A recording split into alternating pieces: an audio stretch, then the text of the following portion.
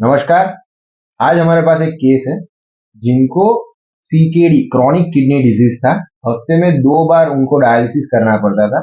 वो 2 बार हफ्ते में डायलिसिस से कम होके वो 15 दिन में एक बार हुआ और महीने में एक बार हो गया है। और आज हमसे मिलते हैं। इनको कांस्टेंट स्वेलिंग रहता था पैर में, यूरिन ऑलमोस्ट स्टॉप हो गया था, उसमें पस झाग आता था और अभी उनको कंपेरेटिवली बहुत ज्यादा मतलब यूरिन जो पे कम आता था वो 800-900 ml आ रहा है और जो जाग आ रहा था वो नहीं आ रहा है और जो स्वेलिंग थी वो ऑलमोस्ट कम हो गई है, बिल्कुल है ही नहीं है। आज हम मिलते हैं। नमस्कार। नमस्कार। क्या नाम है आपका? मेरा नाम इम्तियाज पंजवानी है। आपको क्या तकलीफ थी? मेरे को 2003 से बीपी का प्रॉब्लम होता है, हाइपरटेंशन। फिर लास्ट अप्रैल में लेफ्ट हैंड में दुखा दर्द हो रहा था, तो मैंने डॉक्टर को बताया तो उन्होंने एडमिट किया एंजियोग्राफी से। उन्होंने 3 जगह पे ब्लॉकेजेज आया था तो उन्होंने बोला रिफर किया बाईपास के लिए। उस टाइम पे क्रिएटिन मेरा 665 695 आ रहा था और ऑपरेशन के बाद 7 हो गया था। वहां पे मैं एडमिट रहता, बाहर वीक में 2 बार मेरे को ये करना पड़ रहा है, डायलिसिस करना पड़ा और पूरी शरीर पे खुजली हो रही थी, पग में स्वेलिंग की बात की हो रहा था। और आपको जो यूरिन कितना आता था तब? डायलिसिस के बाद तो 2 दिन तक जाना ही नहीं पड़ रहा था, यूरिन नहीं आता था। जैसे मेरे को वहां से छुट्टी मिली, मैंने आपका कांटेक्ट किया। यहाँ से हमने अपनी दवाई चालू की। डाइटिशियन डॉक्टर राजेश्वरी मैम थे, उन्होंने हमें डाइट दिया। ये वजह से अभी मेरे को 1 महीना हुआ, अभी तक डायलिसिस नहीं करवाना पड़ा है। डॉक्टर ने अभी फर्दर के बाद में देखने को बोला है। पहले आप कितनी बार डायलिसिस करवाना पड़ता था? वीक में 2 बार करवाना। और अभी आप कितनी बार करवाना पड़ा? 2 तारीख को कर, अभी तक नहीं करवा। महीना हो गया। महीना के बाद बोला है डॉक्टर ने, देखेंगे के बाद जरूरत होगी तो देखेंगे।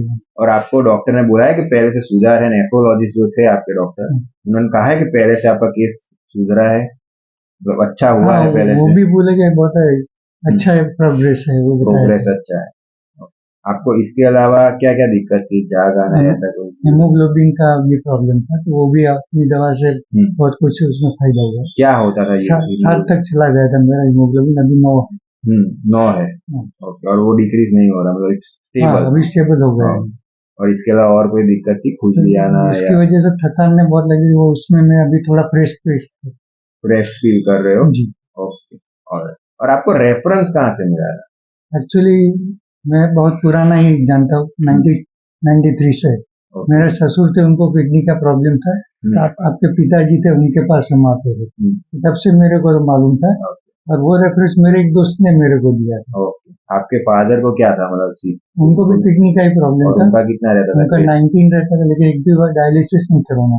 19 रहता था क्रिएटिनिन और एक भी बार डायलिसिस नहीं करवाना पड़ा। कितना हो गया था बाद में? डायलिसिस करवाना नहीं पड़ा था, 19 था।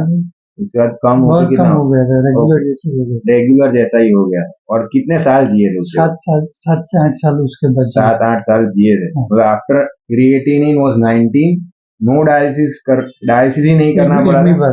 और उसके बाद उनका कम होके वो 7 साल नॉर्मल बंदे की तरह जिए। और उनको डॉक्टर ने क्या कुछ बोला था कि आप जियोगे नहीं जियोगे? वो तो उन्होंने तो वीक में 4 बार बोला था डायलिसिस का। ओह, बराबर। यहाँ उस टाइम पे सीकेडी में सुधार आ सकता है? डायलिसिस कम हो सकता है कि नहीं हो सकता है? हमारा तो पुराना भी एक्सपीरियंस अभी भी है कि कम हो रहा है मेरा भी। नहीं, आप दर्शक मित्र को कहना चाहेंगे डायलिसिस कम हो सकता है कि नहीं हो सकता? नहीं, ये जो दवाई है होम्योपैथी की, और आपके पास आने से तो 2 एक्सपीरियंस तो हो ही गए, कम हो ही रहा है और क्योर भी हो रहा है, वो भी सुना हुआ है, लिखा हुआ है।